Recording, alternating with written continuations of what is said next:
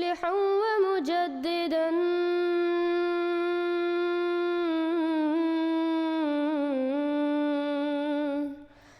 فارنوا بنظر طاهر وجنان.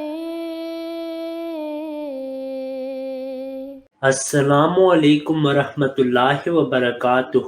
الحمدللہ آج ہمارے ساتھ ہمارے محترم بھائی تنویر علی صاحب ہیں اور آج ہم ان کا قبول اسلام احمدیت کا واقعہ سنیں گے.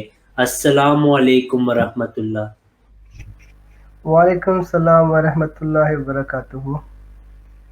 جیسا کہ میرے محترم بھائی نے بتایا، میرا نام تنویر علی ہے اور میرا تعلق انڈیا میں دلی سے ہے. دلی میں ایک جگہ ہے جس کا نام ہے جامعہ نگر اوکھلا. تو وہاں میں پلا بڑا سب کچھ وہیں پہ رہا ہمیشہ. اور میری جو فیملی ہے اس کا تعلق دیوبندی جماعت سے ہے، جس کو اہل سنت والجماعت کہتے ہیں. تو دوران اسکول کے ٹائم میں تو ہمیں پتہ نہیں تھا کچھ بھی کہ کیا چیزیں ہوتی ہیں. جیسے کہ عام آج کل یوتھ ہوتا ہے کہ ان کو پتہ نہیں ہوتا کہ وہ مسلمان ہیں تو کیوں ہیں، یا جو بھی عقیدہ ان کا ہے وہ کیوں ہے. زیادہ تر لوگوں کو یہی پتہ ہوتا ہے کہ ہاں ہمارے والدین جو کرتے ہیں وہی ہم کر رہے ہیں، بس اس سے زیادہ کچھ نہیں. تو اسی طرح کے ماحول میں ہم لوگ بھی پڑھائی مکمل کری.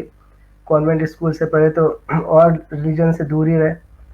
اور جب موقع ملا اس کے بارے میں کچھ جاننے کا، وہ اس طرح سے شروعات ہوئی کہ میری والدہ کے کچھ رشتہ دار بہت پہلے احمدی ہوئے تھے اور وہ قادیان جا کے شفٹ ہو گئے تھے، جن سے سبھی لوگوں نے قطع تعلق کیا ہوا تھا. تو کبھی کبھار جب وہ لوگ دلی آیا کرتے تھے کسی کام کے لیے تو وہ ہمارے یہاں آ جایا کرتے تھے. اور جن دنوں وہ رشتہ دار ہمارے گھر پہ ہوتے تھے تو میری والدہ اور میرے والد صاحب کا انتقال بہت جلدی ہو گیا تھا، تو میرے ماموں میرے ساتھ رہتے تھے. تو وہ لوگ اکثر رات میں بحث کرتے رہتے تھے قرآن مجید کو لے ہوئے وفات عیسیٰ کے معاملے میں. تو ہم لوگوں کو اس سے کوئی زیادہ سروکار نہیں ہوتا تھا، اور ہم لوگوں نے بس اتنا ہی سمجھ میں آئی بات کہ یہ لوگ جو ہے کافر ہیں، اور اس کو زیادہ سمجھنے کی ہم نے کبھی کوشش نہیں کری. دھیرے دھیرے وقت گزرتا گیا اور میں کالج میں جس طرح اپنا گریجویشن کر رہا تھا، تو میرے گریجویشن کا سیکنڈ ایئر تھا اور میرے ایگزامز ختم ہو چکے تھے. اتفاق سے قادیان سے ایک رشتہ دار آئے ہوئے تھے اور ان کو دلی سے کچھ سامان لے کے قادیان جانا تھا. تو انہوں نے مجھ سے درخواست کری کہ تم میرے ساتھ چلو، کیونکہ بہت سارا سامان ہے اور ایک پورا ٹرک ہے سامان کا. تو کیونکہ وہ کزن میرے لگتے تھے تو میں نے بولا کہ میں نہیں جا سکتا کیونکہ اجازت نہیں ہے قادیان جانے کی. تو میں نے ان سے یہی کہا کہ آپ جو ہے امی سے اجازت لے لو تو میں جا سکتا ہوں. تو وہ خالہ کہتے ہیں امی کو، تو ان کا نام ظفر ہے. ظفر بھائی نے امی سے پوچھا کہ میں تنویر کو اپنے ساتھ لے جاؤں، یہ سامان کی وجہ سے پریشانی ہوگی مجھے بہت. تو والدہ نے تو پہلے منع کر دیا. اتفاق سے اس وقت میری نانی حیات تھی، وہ بھی گھر پہ آئی ہوئی تھی ہمارے یہاں. تو انہوں نے ان کے اوپر بات ٹال دی. تو ظفر نے جو ہے نانی سے پوچھا کہ ایسے ایسے معاملہ ہے اور میں تنویر کو ساتھ لے کے جانا چاہتا ہوں. تو نانی نے بول دیا کہ ٹھیک ہے، ہاں جانے دو، کوئی حرج نہیں ہے. تو جانے سے پہلے ان دنوں کچھ 2-3 سال پہلے سے میں نمازوں میں کافی پختگی میں نے کر لی تھی. 5 وقت کی نماز ٹائم سے پڑھتا تھا جماعت کے ساتھ مسجد میں جا کے. جو ہماری لوکل مسجد تھی وہاں پہ اس کی جو ایک کمیٹی تھی اس کا ایک ممبر بھی بنا ہوا تھا اس وقت میں، یعنی کہ جو بھی موقع ملے کچھ نیکی کرنے کا وہ کر سکوں. تو والدہ نے مجھے سمجھا کے بھیجا کہ تم قادیان جا رہے ہو، لیکن قادیان میں جب نماز پڑھنی ہو تو ان کی مسجد میں نہیں جانا اور ان کے ظفر کے گھر پہ ہی نماز پڑھنی. میں کہا ٹھیک ہے. قادیان چلے گئے اور کیونکہ ایگزام میرے ختم ہو گئے تھے تو دلی سے قادیان کا سفر جو ہے وہ تقریباً 10-12 گھنٹے کا سفر ہے. اگر اپنا کنوینس ہے، بائی چانس اگر آپ جا رہے ہیں پبلک ٹرانسپورٹ سے، ٹرین وغیرہ سے، تو اور بھی لمبا ہے وہ سفر. تو ظاہر سی بات ہے اتنا لمبا سفر کر کے جا کے فوراً آنے کا کوئی مطلب نہیں تھا، اور چھٹیاں تھیں تو میں تھوڑا زیادہ دن رک گیا ادھر. 10 دن تقریباً میں رہا ہوں گا ادھر. تو اس دوران میں نے ساری نمازیں گھر پہ ہی پڑھی. جمعہ کا دن آیا تو میں نے اپنے کزن سے پوچھا ظفر بھائی سے، ظفر بھائی یہاں پہ کوئی ہم لوگوں کی مسجد ہے، مجھے جمعہ پڑھنے جانا ہے. تو انہوں نے کہا نہیں یہاں تو نہیں ہے کوئی بھی مسجد. تو پھر میں نے ظہر کی نماز وہاں گھر پہ ہی پڑھی، لیکن میں مسجد میں نہیں گیا کیونکہ والدہ نے منع کیا تھا. واپس آیا. واپس آنے کے بعد والدہ سے میں نے پوچھا کہ میں کہا ان لوگوں میں ہم لوگوں میں فرق کیا ہے، کیونکہ जिस दौरान मैं कादियान में था और वो हुजूर का खुतबा आता था खलीफतुल मसीह राबे का, तो वो एक बार मैंने सुना, क्योंकि एक जुमा मेरे वहाँ पे गुजरा था।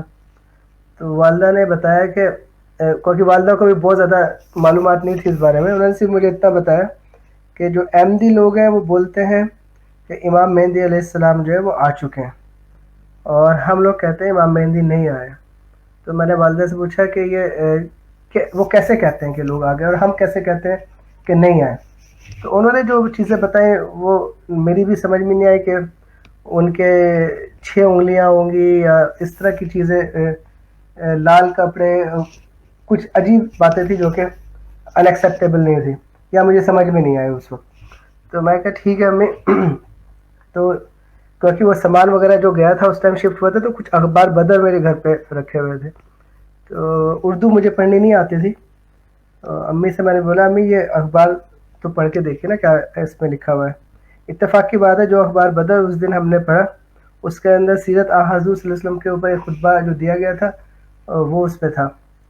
तो वो सब चीज़ें जो मैं माहौल देख के आया वहाँ कादियान में, फिर ये अखबार बदर से जो कुछ मालूमात मिली और वालदा से जो कुछ पूछा, उसने थोड़ी और ज़्यादा क्यूरियोसिटी बढ़ा दी, क्योंकि एक तरफ तो ये था ख्याल कि ये लोग काफिर हैं, फिर ये कि वालदा ने बताया ये लोग कहते हैं इमाम मेहदी आ गए हैं, और इमाम मेहदी का उससे पहले तो मुझे कोई भी इल्म नहीं था कि इमाम मेहदी का आना या उनके ईमान लाना ज़रूरी है क्या है, कुछ नहीं पता था।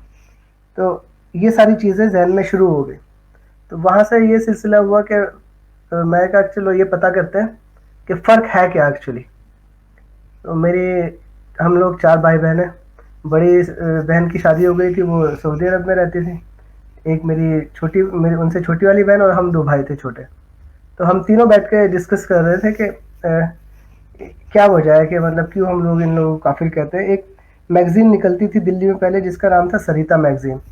उस मैगज़ीन में एक कॉलम शाया हुआ था जिसमें लिखा हुआ था जमात अहमदी कादियानियों के ऊपर पाकिस्तान में जुल्म। तो वो पाकिस्तान की न्यूज़ उसमें पढ़ी थी। तो हम लोग तीनों भाई बहन बैठ के बात कर रहे थे।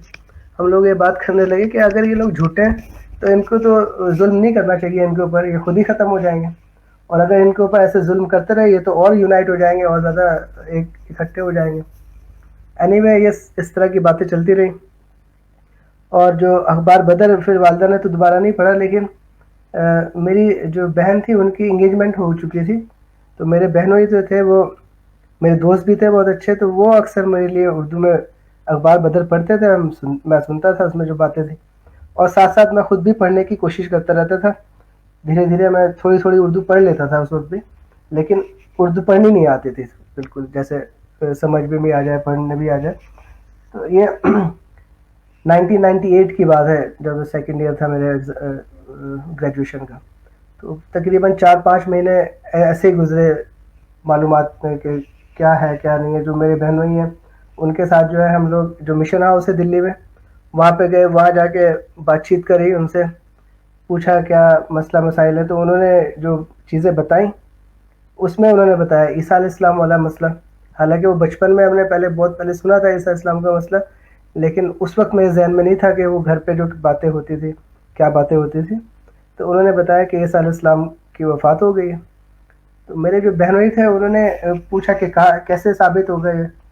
तो वहाँ पे जो मुरब्बी साहब थे कलीमुद्दीन साहब, उन्होंने सूरह अल इमरान के आयत नंबर 54 दिखाई, या ईसा इन्नी मुतवफ़्फ़िका व राफ़िउका। तो ये आयत जो थी मेरे बहनोई ने पेन से पेपर के ऊपर लिख ली। उनकी उर्दू बहुत अच्छी थी, लिखते भी बहुत अच्छा थे, वो पढ़ते भी बहुत अच्छा था, तो उन्होंने वो अरबी नकल करके लिख ली उसी तरीके से। उसके बाद हम आए दोनों और सोचते थे, कुछ किताबें भी दी वहाँ पे मुरब्बी साहब ने। तो फिर हम सोचते रहे कि यार ये लोग लगते तो ठीक है और इनके बारे में इतनी सारी गलत बातें हैं। तो मैं कहा चलो फरीद भाई कोई नहीं, पता करते हैं मसला क्या है। तो मेरे घर के पीछे एक हमारे पड़ोसी थे जो कुवैत एम्बेसी में ट्रांसलेशन की जॉब करते थे। तो मैं और फरीद भाई उनके घर में गए, रात के 8 साढ़े 8 बजे होंगे। तो वो दरवाजे पे ही हमसे मिले, रहमान साहब नाम था उनका। तो फरीद भाई ने कहा रहमान साहब ये कागज़ पे मेरे पास कुछ लिखा हुआ है, ज़रा बताइए क्या लिखा है, क्योंकि वो मुझे तो अरबी आती नहीं, अरबी में कुछ लिखा हुआ है।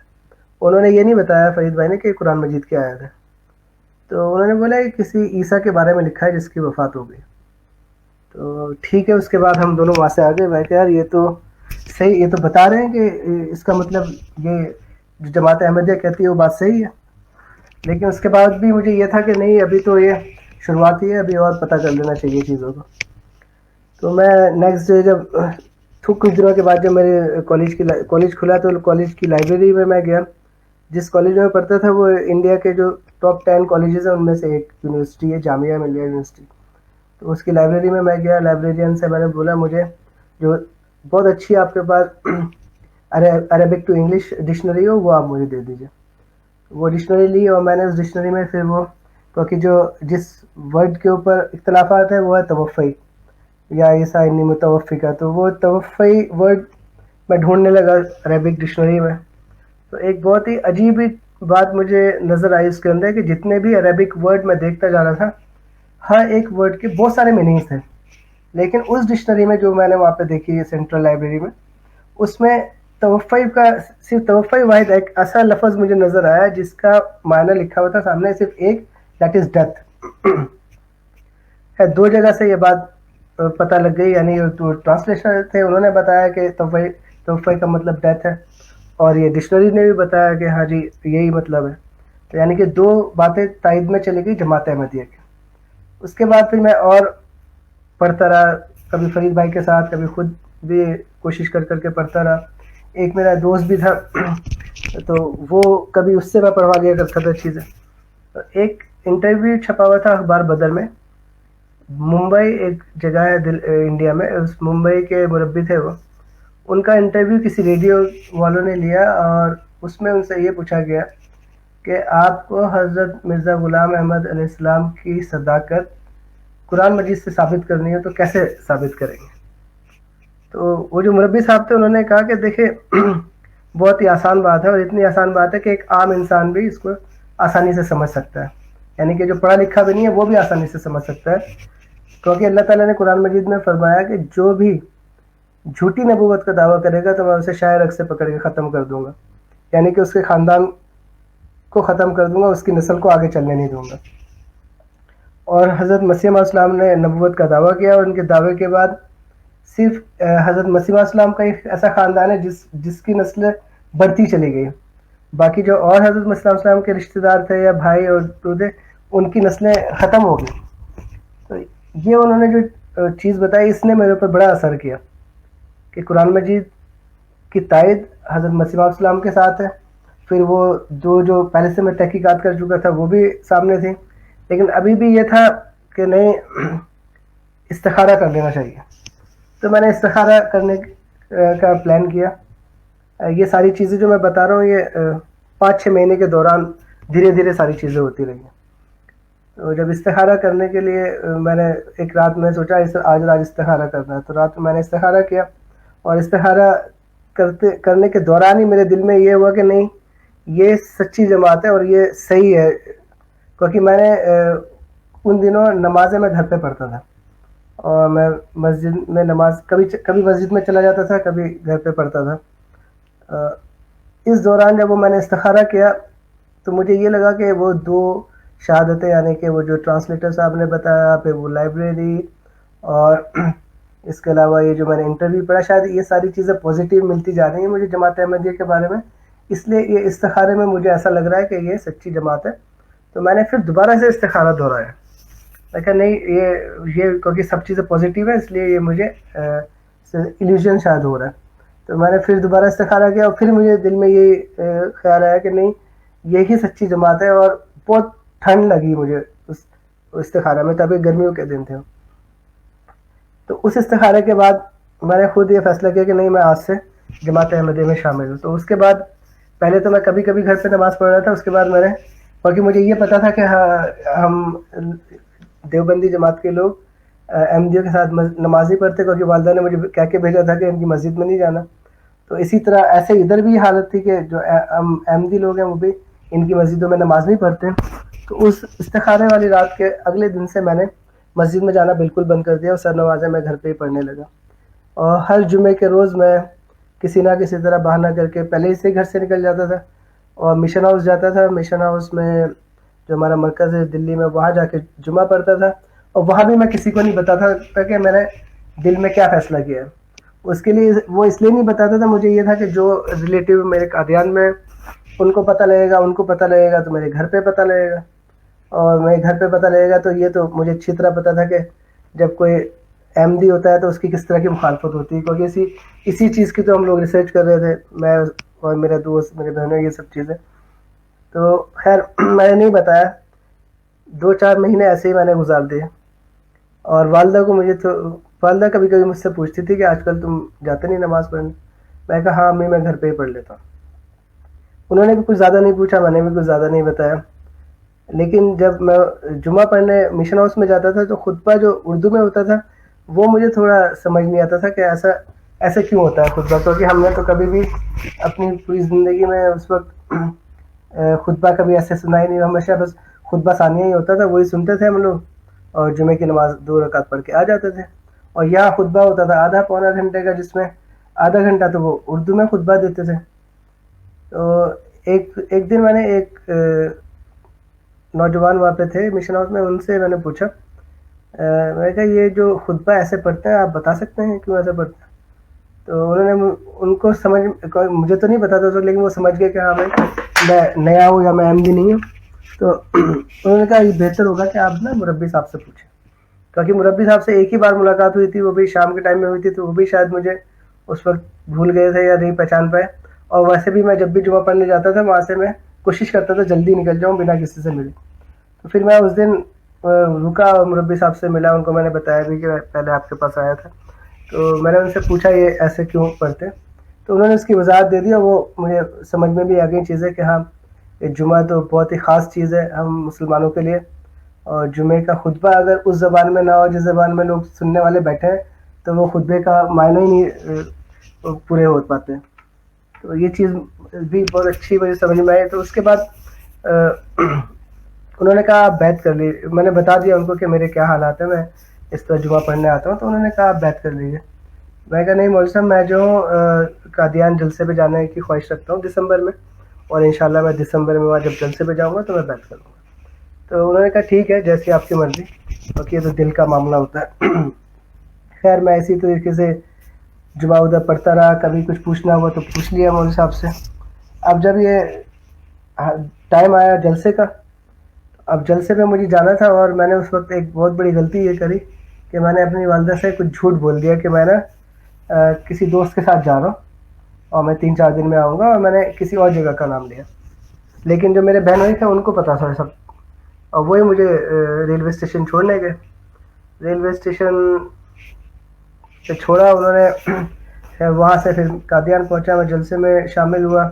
جلسے میں شامل ہونے کے بعد یہ 1998 کی بات ہے, تو اس وقت وہاں پہ ناظر اعلیٰ ہوتے تھے مرزا وسیم صاحب, میاں صاحب. تو جو میرے رشتہ دار تھے وہاں پہ, ان سے میں نے یہ ذکر کیا کہ میں بیعت کرنا چاہتا ہوں. تو انہوں نے کہا کہ نہیں, ابھی بیعت کرنا تمہارے لیے ٹھیک نہیں ہے, باقی ابھی تمہیں 1 سال اور پڑھنا ہے اپنا گریجویشن پورا کرنے کے لیے, اور اپنے پیروں پہ تمہیں کھڑا ہونا ہے. ابھی تم اگر بیعت کر لو گے تو لوگ بہت پریشان کریں گے, بہت دقت ہو جائے گی تمہارے لیے. تو مجھے تھوڑا سا یہ مطلب دھچکا لگا کہ میں تو نیت کر کے آیا تھا مجھے بیعت کرنی ہے, اور یہ مجھے منع کر رہے ہیں. تو پھر میں ایک دو جو لوگ تھے وہاں پہ, میں نے ان سے پوچھا کیا کروں, تو انہوں نے بولا کہ آپ میاں صاحب کے پاس چلے جائیں, ان سے مشورہ کر لیں کیا کرنا. تو میں میاں صاحب کے پاس گیا, مرزا وسیم احمد صاحب کے پاس. ان کو میں نے بتائی ساری چیزیں. تو انہوں نے کہا ٹھیک ہے, اگر آپ بیعت کرنا چاہتے ہیں, آپ اس نیت سے آئے تھے کہ آپ کو بیعت کرنی, تو آپ کو بیعت کر لینی چاہیے, اور نہ بتائیں کسی کو, خاموش رہیں آپ اس کے بارے میں.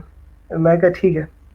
تو الحمدللہ میں نے بیعت کر لی. جو ابھی موجودہ جو ناظر اعلیٰ صاحب ہیں انعام غوری صاحب, اس ٹائم یہ ناظر تبلیغ ہوتے تھے, اور انہوں نے میری بیعت کرائی.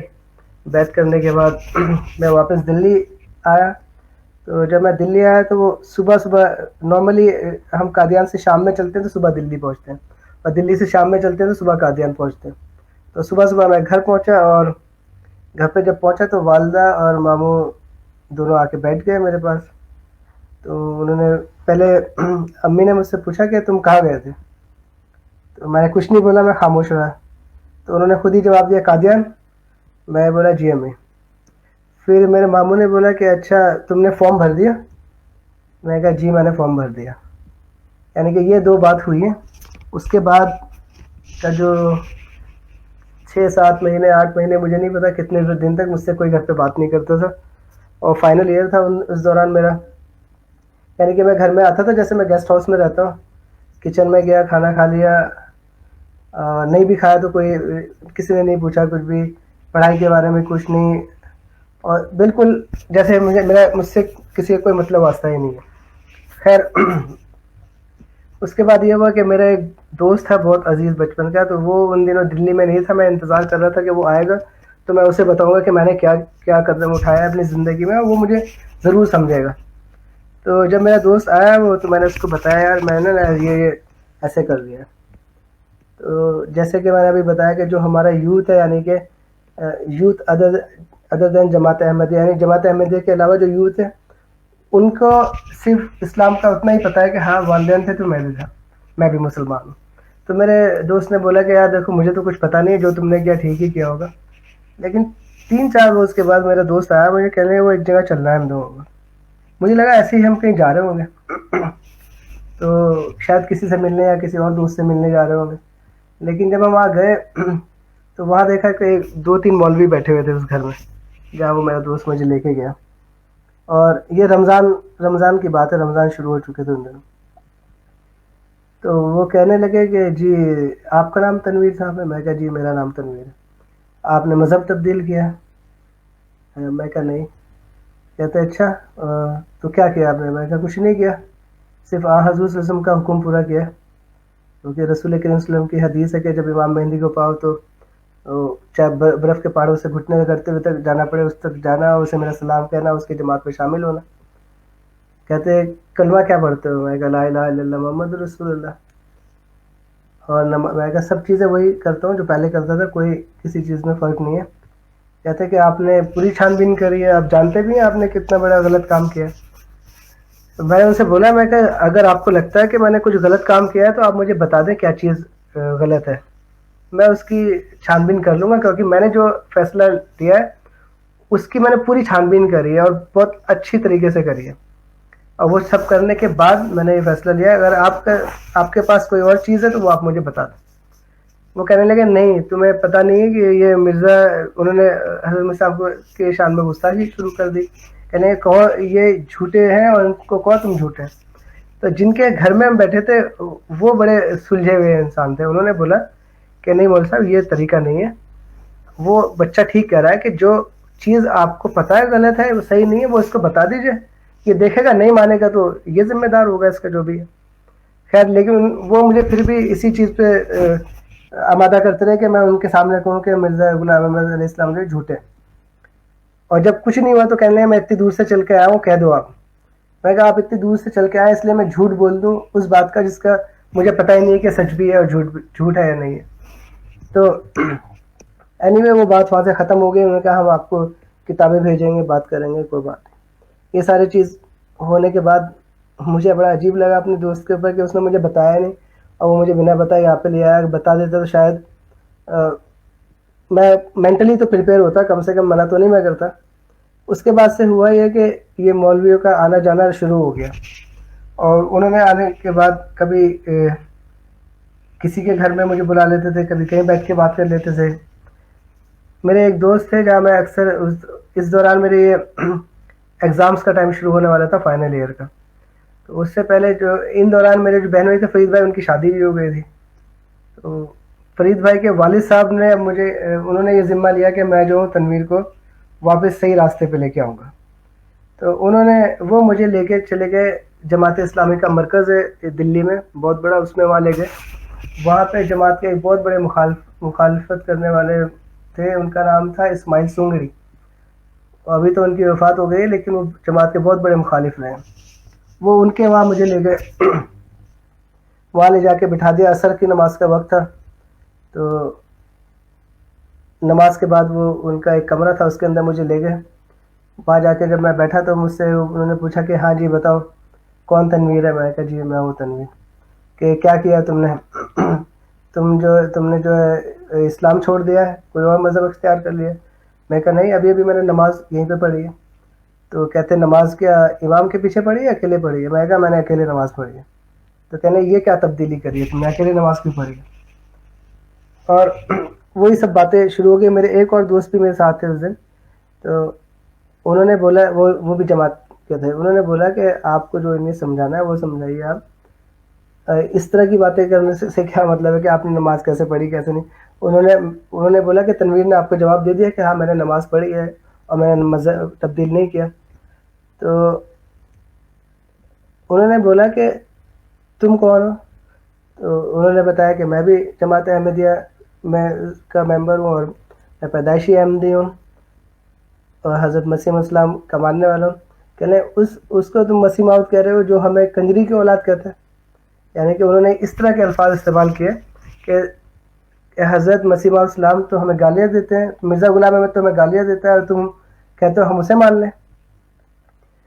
جو میرے ساتھ دوست ہم ایک اور گئے ہوئے تھے، انہیں اس بارے میں زیادہ معلومات نہیں تھی کہ وہ کیا بات کرنا چاہ رہے ہیں، کیونکہ وہ بہت بڑے مخالفین میں سے تھے اور وہ جانتے تھے کیا چیز کرنی ہے. تو انہوں نے حضرت مسیح علیہ السلام کی کتاب کا ایک لفظ ہے ضروریت البقاء، اس کو سامنے رکھ کے انہوں نے بات چیت شروع کری اور ان سے کہا کہ یہ والی اب کتابیں لے کے آؤ اور پھر بیٹھ کے بات کریں گے. اور کتابیں لانے کے لیے جو ٹائم اور جگہ مقرر کی وہ میرا گھر کر دیا گیا کہ ٹھیک ہے آج سے 2 دن کے بعد تنویر کے گھر پہ یہ میٹنگ ہوگی. وہاں سے ہم فارغ ہوئے. فارغ ہونے کے بعد خیر کو کیا وہاں پہ تو کچھ ہوا نہیں، وہ بات چلی گئی دوسری میٹنگ کے لیے. تو وہاں سے ہم فارغ ہو کے جو میری بہن کے سسر تھے وہ چلے گئے اور جو ہمارے دوست تھے احمدی ان کے ساتھ میں مشن ہاؤس آ گیا. مشن ہاؤس آ کے انہوں نے مولوی صاحب سے پوچھا مولوی صاحب یہ کیا حضرت مسیح علیہ السلام نے کسی کتاب میں یہ ضروریت البقاء کا لفظ کا استعمال کیا؟ انہوں نے کہا جی ہاں کیا ہے استعمال. اور ادھر یہ دوست جو تھے ہمارے وہ دعویٰ کر کے آ گئے تھے کہ ایسا نہیں ہو سکتا کچھ. تو اب یہ کتاب وہاں پہ لے کے جانا تھا تو مولوی صاحب نے بتایا کہ اس کی تو اس طرح کی چیزوں کی تو اجازت ہی نہیں ہے اور کسی کو اگر چھان بین کرنی ہے تو وہ یہاں پہ آ جائے مشن ہاؤس میں، ساری کتابیں یہاں پہ رکھی ہیں، یہاں پہ آ کے کر لیں جو بھی چیز کرنی ہے. عموماً جب بھی اس طرح کی مجلسیں یہ لوگ لگاتے ہیں تو اس میں یا تو جھگڑے ہوتے ہیں یا یہ لوگ ہم لوگوں کو مارتے ہیں یا گالیاں دیتے ہیں، یہی سب چیزیں ہوتی ہیں. تو اس وجہ سے جماعت کا نظام یہ تھا کہ اگر کسی کو کچھ پتہ کرنا ہے مشن ہاؤس کھلا ہوا ہے، قادیان کے سارے دروازے کھلے ہوئے ہیں، وہ جب چاہے جب آئے مہمان خانے میں ہمارے مہمان بن کے رہیں، جو چیز دیکھنی ہے جو کتاب دیکھنی ہے دیکھ لیں.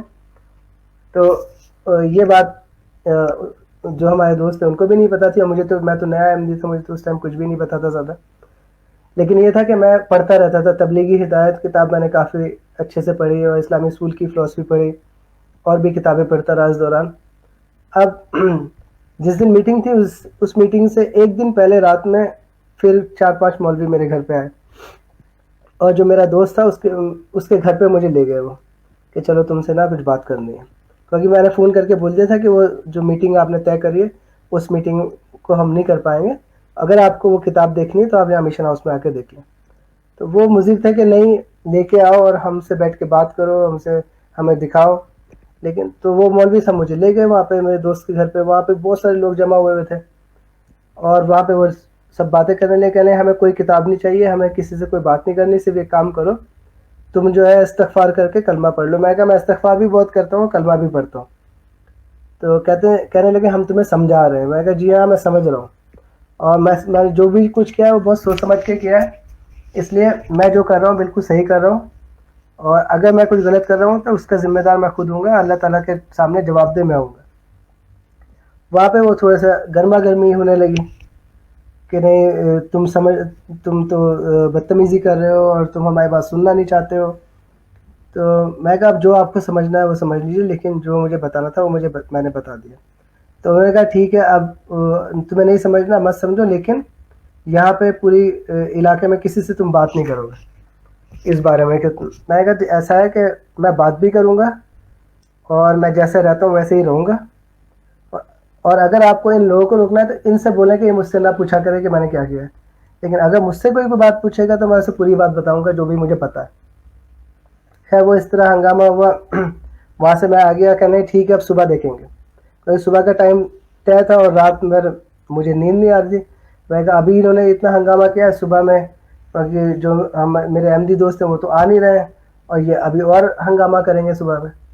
تو بڑی بے چینی سے وہ رات میری گزری، اور صبح صبح جیسے ہی اذان ہوئی ہے فجر کی، اسی وقت میں نے نماز پڑھ لی ساتھ کے ساتھ، ذرا بھی وقت ضائع نہیں کیا، اور اسی وقت میں گھر سے نکل گیا اپنے ایک دوست کے یہاں جا کے بیٹھا رہا میں اس دن.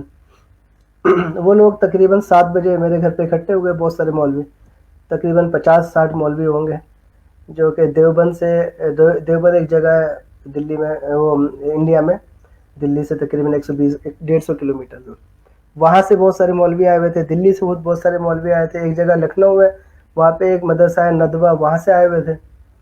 تو یہ سارے مولوی جو ہے وہ سب جا کے میرے گھر پہ اکٹھے ہوئے، اور وہاں پہ جا کے جتنی بھی کتابیں میرے پاس تھی، میری رکھی ہوئی تھی وہاں پہ، وہ ساری اٹھا کے لے گئے. پھر انہوں نے وہاں پہ ایک جلسہ کیا، کہنے لگے یہ جو لڑکا یہ بہک گیا ہے، اور اپنے بچوں کو اگر بچانا ہے تو اس سے سب دور رکھیں، ان لوگوں کو اس سے کوئی مطلب واسطہ نہ رکھیں. جو کرنا تھا ان لوگوں نے وہ سب کیا، اور وہ وہاں سے چلے گئے. اور میں سوچتا رہا کہ اب کیا کروں گا، کہ میں تو میرے گھر میں اتنا زیادہ ہنگامہ ہو چکا تھا، مجھے یہ تھا کہ پتہ نہیں والدہ مجھے گھر پہ رکھیں گی یا نہیں رکھیں گی. پھر میں وہ جو دوست تھے میرے احمدی، ان کے پاس چلا گیا. وہاں سے پھر شام میں نے فون پہ رابطہ ہوا میرے دوستوں سے، تو میرے دوستوں نے کہا کہ تمہاری والدہ تمہیں نے بولا ہے کہ اسے ڈھونڈ کے لے کے آؤ گھر. تو پھر میں شام میں گھر پہ چلا گیا، خیر کہ والدہ نے بلایا تھا، تو انہوں نے خیر کچھ نہیں بولا، اور صرف اتنا ہی کہا کہ جو کچھ ہونا تھا یہ ہماری رسوائی وہ تم نے کرا دی. تو میں کہا امی بات تو ان کی غلط ہے، وہ میرے گھر پہ آئے اور چوری کر کے میری کتابیں لے گئے، مجھے پولیس رپورٹ کرنی چاہیے ان لوگوں کے خلاف اصولاً. تو باقی میں ان سے کچھ سمجھنا ہی نہیں چاہتا، کیوں وہ مجھے زبردستی سمجھانے کی کوشش کر رہے ہیں. خیر یہ بات ختم ہو گئی. اب اس کے بعد وہ سارے مولوی دلی میں ہی تھے، تو میرے بہن کے جو سسر تھے انہوں نے ان کی دعوت کری، ان کی دعوت رکھی، اور ایک اور پروگرام رکھا. اور جو میرے بہنوئی تھے ان کو یہ ڈیوٹی دی گئی کہ تمہیں نا تنویر کو اس دعوت میں لے کے آنا ہے ضرور. اور جیسا کہ پہلے ہی میں نے بتایا، میرے والد صاحب کا انتقال بہت پہلے ہو گیا تھا، اور بڑا بھائی ہونے کے ناطے زیادہ تر جتنی بھی رشتہ داریاں ہوتی تھیں اس میں جو بھی آنا جانا یا کوئی بھی فارمیلٹیز ہوتی تھی وہ میں ہی پوری کرتا تھا. تو انہوں نے دعوت رکھی، دعوت میں ہمارے یہاں بھی انویٹیشن دیا. تو میں نے فرید بھائی سے بولا اپنے بہنوں سے، میں کہا ٹھیک ہے میں دعوت میں چلوں گا، لیکن میں وہاں پہ کسی سے بات نہیں کروں گا، میں جاؤں گا، کھانا کھاؤں گا، آ جاؤں گا. انہوں نے کہا ٹھیک ہے تم صرف آ جاؤ، تاکہ مجھے یہ ذمہ داری دی گئی ہے کہ تمہیں تنویر کو لے کے آنا ہے. میں کہا ٹھیک ہے. تو پھر شام کا مغرب کے بعد میں ان کے گھر پہنچا، اور جیسے ہی گھر میں اندر داخل ہوا تو میرے بہنوئی کی والدہ یعنی کہ میری بہن کی ساس بیٹھی ہوئی تھی. میں نے ان سے کہا آنٹی میں بولتا تھا ان کو، اور اپنی والدہ کے سسر کو، وہ اپنے بہن کے سسر کو انکل بولتا تھا. میں نے کہا آنٹی آپ نا مجھے کھانا دے دیجیے، مجھے جلدی جانا. تو انہوں نے کہا نہیں کھانا تو کھا لینا ابھی، اور ابھی تم سے کچھ کام بھی ہے. پھر انکل آ گئے، انہوں نے کہا ایسا ہے کہ کھانا بھی ٹائم ہے کھانے میں، اور اس سے پہلے تم سے نا کچھ لوگ بات کریں گے، 2-4 لوگ بات کریں گے. میں نے کہا انکل دیکھیے مجھے نا کسی سے کوئی بات نہیں کرنی، میں تھک چکا ہوں سب چیزوں سے، اور مجھے نہیں سمجھنا کچھ بھی. تو وہ ناراض ہونے لگے کہ اب تم اتنے بڑے ہوئے کہ ہم لوگوں کی بات بھی نہیں سنتے. تو پھر مجھے لگا کہ چلو ٹھیک ہے 2-4 لوگ ہیں سن لیتے ہیں جلدی. میں کہا ٹھیک ہے. میں کہا اچھا بتائیے کیا بات سننی ہے. تو انہوں نے کہا انتظار کرو بھی آتے ہیں. اوپر فرسٹ فلور پہ کمرہ تھا، اس کی بالکنی میں کھڑا ہوا تھا. بات ہوئی تھی 2-4 لوگوں کی، تھوڑی دیر کے بعد جو دیکھا پورا کمرہ بھرا ہوا تھا. تو پورا کمرہ جب بھرا ہوا تھا، کالونی کے لوگ تھے سب، اور اس کے 6 مولوی تھے ساتھ میں. جو 6 مولوی تھے وہ آ کے بیٹھ گئے اور بات چیت کرنے لگے. جیسے انہوں نے بات چیت شروع کری تو میرے ذہن میں پتہ نہیں اللہ تعالیٰ نے کہاں سے بات ڈالی. ہمارے ایک پڑوسی تھے جو کافی معزز تھے، تو وہ بیٹھے ہوئے تھے. میں نے ان سے کہا، میں کہا انکل دیکھیے یہ میٹنگ شروع کرنے سے پہلے نا میں چاہتا ہوں کہ آپ میری ذمہ داری لے لیں، اور ذمہ داری میں کچھ شرطیں ہیں میری، وہ ان کو مان لیجیے. کہنے ہاں بیٹا بتاؤ کیا شرطیں ہیں. میں کہا انکل 2 شرطیں، کہ ایک تو میں یہاں پہ اتنے ٹائم تک بیٹھوں گا، آدھا گھنٹہ پونا گھنٹے کا ٹائم تھا. میں کہا اتنی دیر تک بیٹھوں گا، پہلی چیز. دوسری چیز، اگر انہوں نے کوئی بھی جتنے بھی یہ لوگ آئے ہوئے 5-6 جو مولوی صاحب آئے ہوئے کوئی بدتمیزی کی یا گالی گلوچ کری تو میں یہاں سے اٹھ کے چلا جاؤں گا. انہوں نے کہا ٹھیک ہے بیٹا تم بے فکر ہو کے اپنی بات کرو جو بھی کرنی ہے.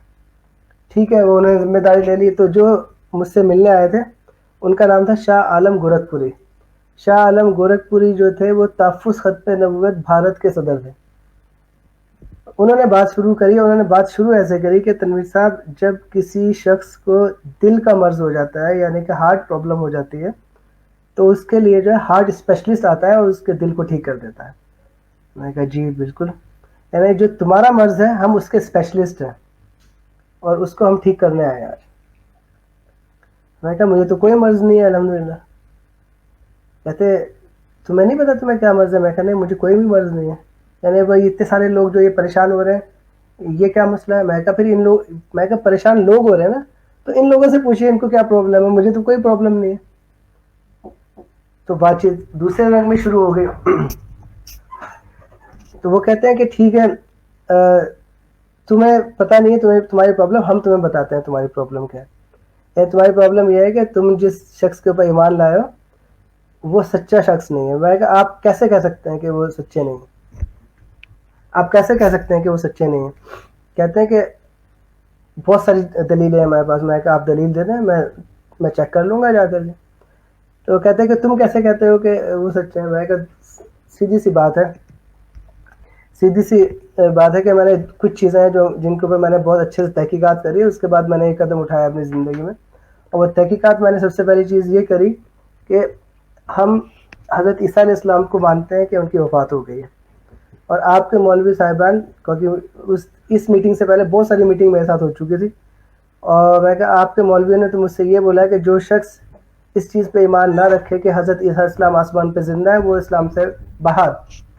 تو میں کہا لیکن میں تو اس پہ ایمان نہیں رکھتا، اور اس لیے ایمان نہیں رکھتا کیونکہ قرآن مجید سے ثابت نہیں ہے. تو وہ کہنے لگے قرآن مجید کو چھوڑو، ہم مرزا صاحب کی کتاب سے ثابت کریں گے کہ حضرت عیسیٰ علیہ السلام جو ہے آسمان پہ زندہ ہے. تو پتہ نہیں اللہ تعالیٰ نے کیا میرے ذہن میں بات ڈالی. میں نے ان سے بولا، میں کہا ٹھیک ہے، اگر آپ کو حضرت مرزا صاحب کی کتاب سے یہ ثابت کرنا ہے کہ عیسیٰ علیہ السلام جو ہے آسمان پہ زندہ ہے، تو مجھے ایک کاغذ پہ آپ پہلے لکھ کے دیجئے کہ آپ حضرت مسیح موعود علیہ السلام پر اور ان کی ساری کتابوں پر ایمان رکھتے ہو، اور جب آپ یہ لکھ کے مجھے دے دو گے تب اس سے ثابت کریے گا. اور اگر آپ کو ان پہ ایمان نہیں ہے تو ان سے ثابت کرنے کا کوئی بھی مطلب نہیں بنتا. اس کے علاوہ جو نیوٹرل لوگ بیٹھے ہوئے تھے کالونی کے، بہت سارے لوگ تھے، میں نے سب کے سامنے دو بات رکھی. میں کہا دیکھیں، ہر مسلمان کے لیے دو چیز بنیاد ہے، پہلی قرآن مجید، دوسری حدیث. جو بھی چیز ثابت کرنی ہے وہ یہیں سے ثابت ہوگی. اور سب نے بولا کہ ٹھیک کہہ رہا ہے تنویر، اور جو بھی کچھ ثابت کرنا ہے وہ یہیں سے ثابت ہوگا، قرآن مجید سے اور حدیث سے. تو کہتے ہیں ٹھیک ہے قرآن مجید منگا لو. قرآن مجید آ گیا، اردو کے معنی والا قرآن مجید. وہ مجھ سے بولے کہ تمہیں تو یہ بھی پتا ہوگا کہاں پہ کیا لکھا ہے. میں کہا بالکل پتا ہے، کیونکہ میں نے تو آنکھ بند کر کے بیت نہیں کری ہے، میں تو سب دیکھ کر کے سمجھ کے تب بیت کری ہے، اور میں بھی پڑھ کے آپ کو سنا دیتا ہوں. تو جیسے میں نے وہ سورہ عمران کی آیت نمبر 54 کھول کے پڑھنی شروع کری کہ ایسا انی متوفیقہ، تو میں تھوڑا اٹک کے پڑھ رہا تھا. تو کہنے لگے تو آپ کو تو ابھی قرآن مجید بھی پڑھنا نہیں آتا ٹھیک سے. میں کوئی بات نہیں، یہ عربی پڑھنے میں اٹک رہا ہوں، لیکن ابھی اس کے میننگ معنی پڑھیں گے، وہ مین چیز ہے. تو خیر وہ میں نے معنی پڑھ کے سنائے. تو اس میں لکھا ہوا تھا اے عیسیٰ، میں نے تجھے اپنے پاس بلا لیا اور میں نے تجھے رفع بخشا. یہ اس کے معنی تھے. تو انہوں نے کہا دیکھو اللہ تعالیٰ نے تو عیسیٰ کو اپنے پاس بلا لیا. تو وہ جو مولوی صاحبان تھے ان کو شاید یہ علم نہیں تھا یا ان کے ذہن میں نہیں تھا کہ میرے والد صاحب کی وفات ہو گئی. تو میں نے ان سے بولا، میں کہا مولوی صاحب آپ ذرا مجھے یہ مجھ سے پوچھیے کہ میرے والد صاحب کہاں ہیں. انہوں نے کہا ہاں جی بتائیے کہاں ہے آپ کے والد صاحب. میں نے کہا میرے والد صاحب کو اللہ تعالیٰ نے اپنے پاس بلا لیا. میں کہا یہ تو عام ہو رہا ہے کہ جب بھی کوئی مر جاتا ہے تو لوگ کہتے ہیں کہ اللہ تعالیٰ نے مجھے اپنے پاس بلا لیا. اس سے یہ کہاں ثابت ہوتا ہے کہ وہ آسمان پہ چلے گئے؟ اور میں کہا اگر وہ چلے گئے آسمان پہ تو میرے والد صاحب بھی وہاں پہ ہوں گے، ان کو بھی بلا لیجیے گا نیچے جب وہ آئیں گے. تو لوگ اس بات پہ تھوڑا سا حیران ہوئے کہ جو ابھی بیٹھے تھے ہارٹ اسپیشلسٹ ہو کے بات کر رہے تھے، یہ تو جواب نہیں دے پا رہے ہیں اس بات کا. اس کے بعد میں نے سورہ مائدہ کا آخری رکوع پڑھا جس میں حضرت عیسیٰ لا علمی کا اظہار کرتے ہیں کہ مجھے نہیں پتا میری جو قوم ہے کرسچنز وہ کیسے گمراہ ہو گئے، اور جب تو نے مجھے وفات دی تھی تو تو ہی ان کا نگران تھا. اور یہ بات جو ہے سورہ مائدہ میں جو درج ہے وہ یہ قیامت کے بعد کا واقعہ ہے، یعنی کہ جب دنیا ختم ہو جائے گی، جب سوال جواب ہو رہے ہیں تب کی چیز میں لکھی ہوئی ہے. یعنی کہ اگر وہ لوگ حضرت عیسیٰ علیہ السلام کو واپس بلاتے ہیں تو قرآن مجید میں ایک جگہ نہیں، پتہ نہیں کہاں ان کو تبدیلی کرنی پڑیں گی. تو یہ والا بھی میں نے پڑھا. تو اس کے بعد وہ ایک اور آیت مجھے دکھانے لگے. میں کہا ٹھیک ہے وہ جو آیت آپ مجھے بتا رہے وہ مجھے دکھا دیجیے, اس کے اوپر میں جو تحقیقات کر لوں گا. اس کے بعد میں نے حدیث ایک جو مجھے پتہ تھی میں نے وہ بتائی کہ جب حضور صلی اللہ علیہ وسلم کو معراج ہوا تو انہوں نے حضرت عیسیٰ السلام کو جو فوت شدہ نبیوں کے ساتھ دیکھا تھا.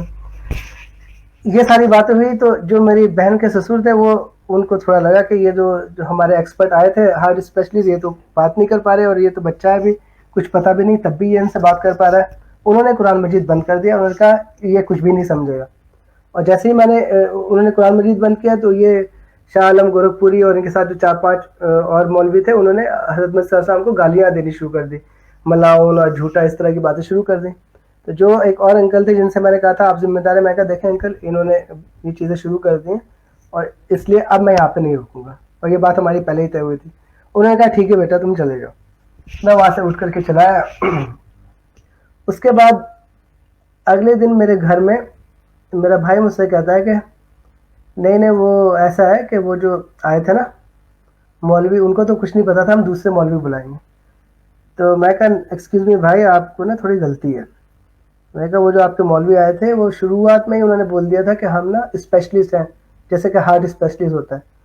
تو میں کہا آپ لوگوں کو ذرا غلط فہمی یہ ہو رہی ہے کہ وہ مجھے سمجھانے آئے تھے, حالانکہ یہ بالکل بھی وہ مجھے سمجھانے نہیں آئے تھے. وہ اچھی طرح جانتے تھے کہ وہ مجھے نہیں سمجھا سکتے.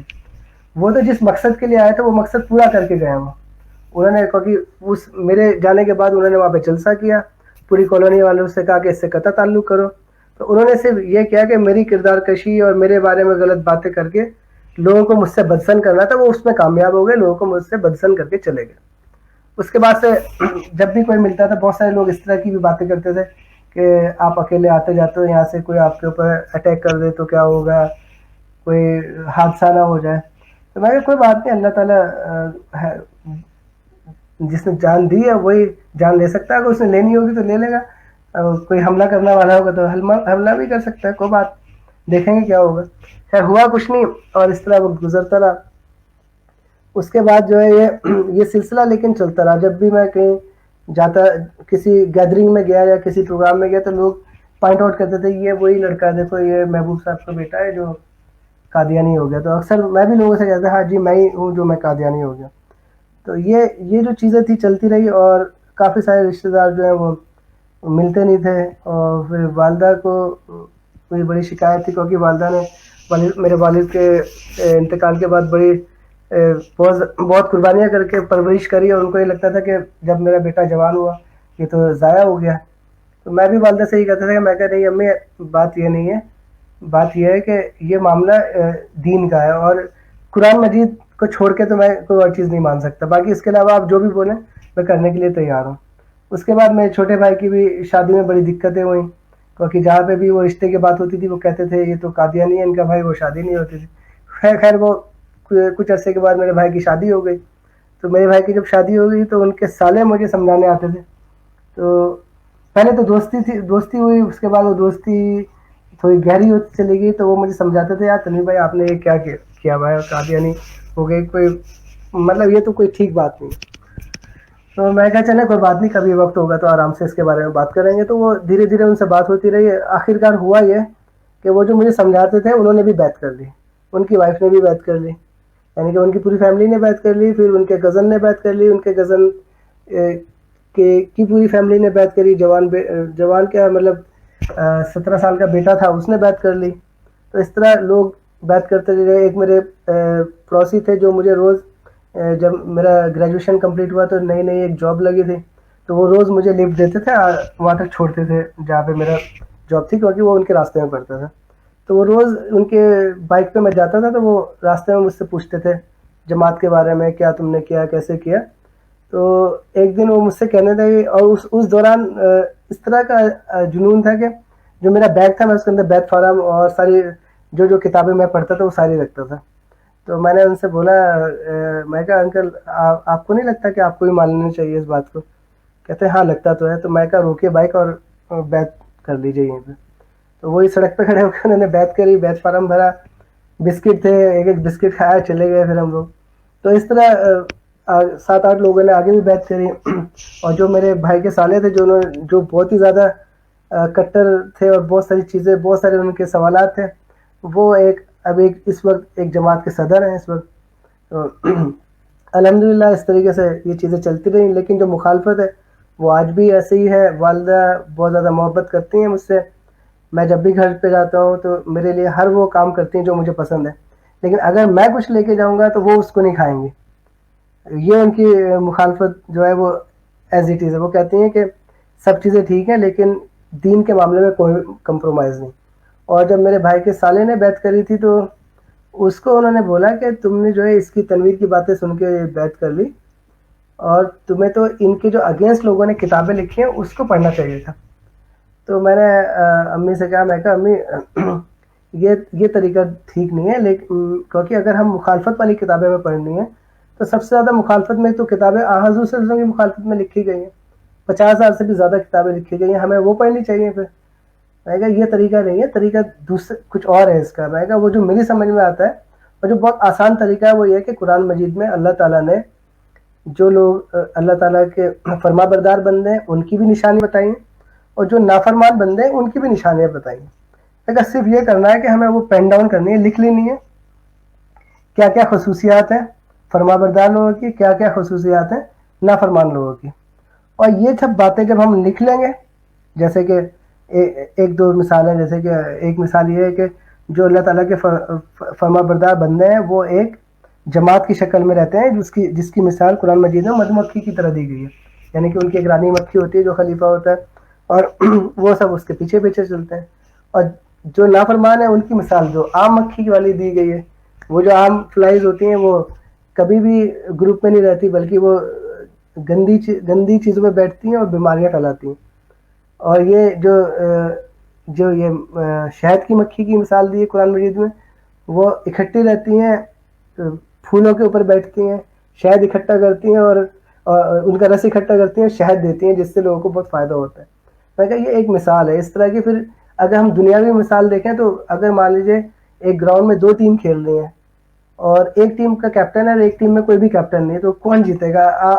عام سمجھ سے آدمی سوچے تو وہ اپنا آپ سمجھ جائے گا جس کا کیپٹن نہیں ہے ادھر تو ہر کوئی اپنی مرضی سے ادھر ادھر بھاگ رہا ہوگا. جس کا کیپٹن ہے وہ کیپٹن کے جو کی گائیڈنس میں اس کو فالو کرتے ہوئے کھیل رہے ہوں گے تو ظاہر سی بات ہے وہ لوگ جیتیں گے.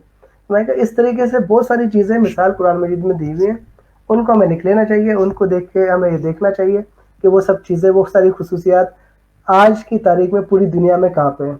اور اگر آپ کو وہ ساری خصوصیات جماعت احمدیہ میں نظر آئے تو میں نے اپنی والدہ سے بولا میں آپ سے یہی ریکویسٹ کروں گا کہ آپ پھر سے تحقیقات کریں، جماعت احمدیہ کو سمجھنے کی کوشش کریں. بالکل بھی شرمانے کی ضرورت نہیں ہے اگر وہ سب چیزیں یہاں پہ ہیں.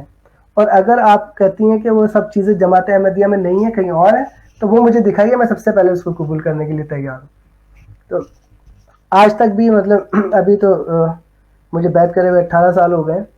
ابھی بھی میں جکارتہ میں ہوں اور میری فیملی یہاں پہ، تو میں والدہ سے کہتا ہوں آپ ادھر آئے ہمارے ساتھ بھی آ کے رہ لیں. تو وہ ابھی بھی کہتی ہیں کہ میں تمہارے گھر میں آ کے کیسے رہوں، تم تو قادیانی ہو. تو یعنی کہ یہ جو 2 طرح کے ٹارچر ہوتے ہیں. ایک تو وہ ٹارچر ہوتا ہے کہ جو آپ کو جسمانی ٹارچر ہوتا ہے، لوگ آئے مارکیٹ چلے گئے، کچھ دنوں میں آپ پہ زخم بھر گیا، آپ بھول بھی جاتے ہیں وہ چیز. لیکن جو ایموشنل ٹارچر ہوتا ہے وہ پوری زندگی آپ کے ساتھ رہتا ہے. وہ اس سے گزرنا اٹس ریئلی ویری ٹف.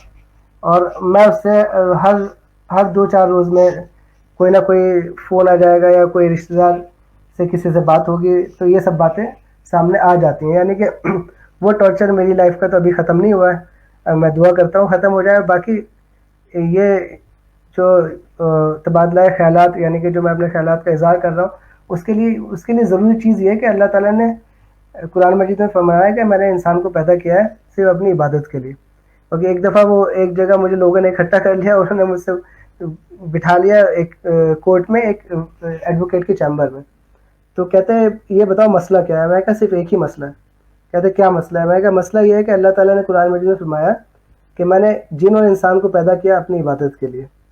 اور میں کہا ہم اس کام کے علاوہ، یعنی کہ جو مقصد اللہ تعالیٰ نے قرآن مجید میں بیان کیا ہے عبادت کا، وہ ہم نہیں کرتے، اس کے علاوہ ہم سارے کام کرتے ہیں. کیونکہ یہی سب سے بڑا مسئلہ ہے. اور جب کوئی یہ کام کرنے لگتا ہے تو وہ جو باقی لوگ ہیں نا وہ سب اس کو پریشان کرتے ہیں. کہتے نہیں ہم نے سنا ہے کہ تم قادیانی ہو اور قادیان میں جنت ہے اور دوزخ ہے اور وہاں پہ اور بہت ساری چیزیں ہیں.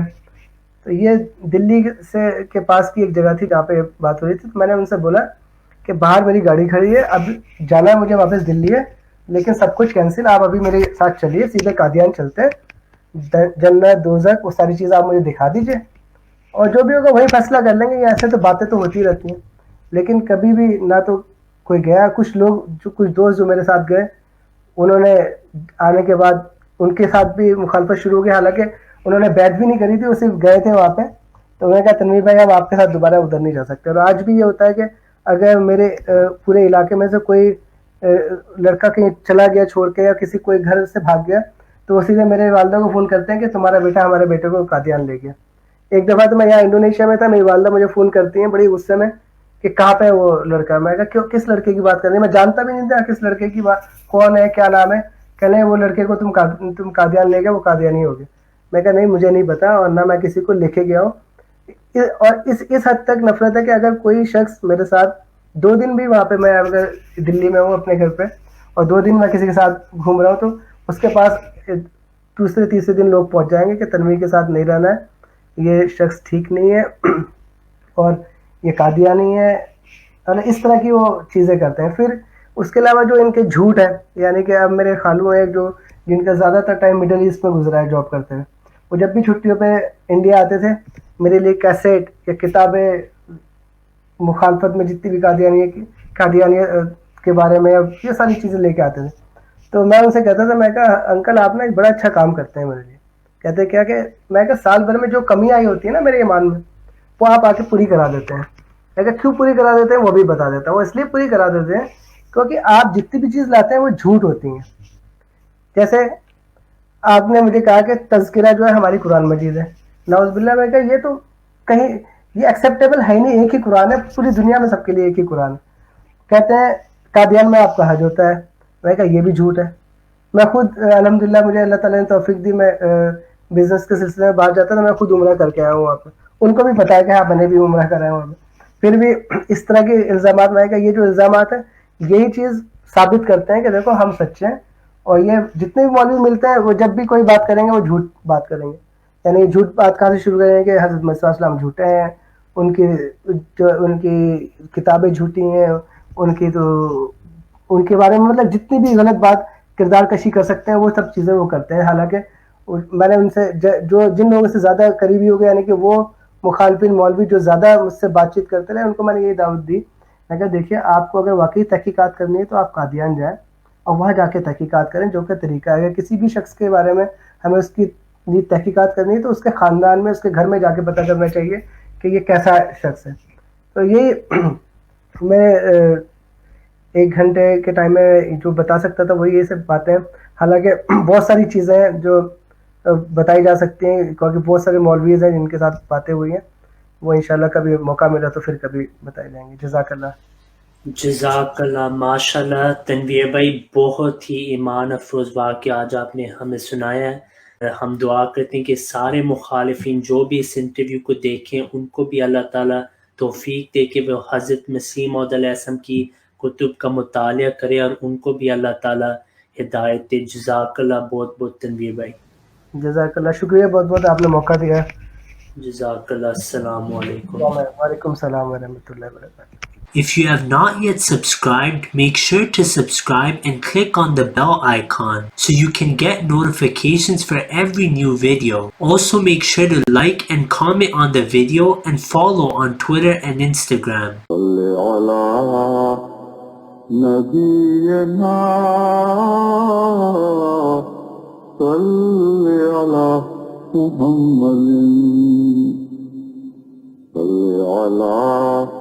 سفينا صل على محمد.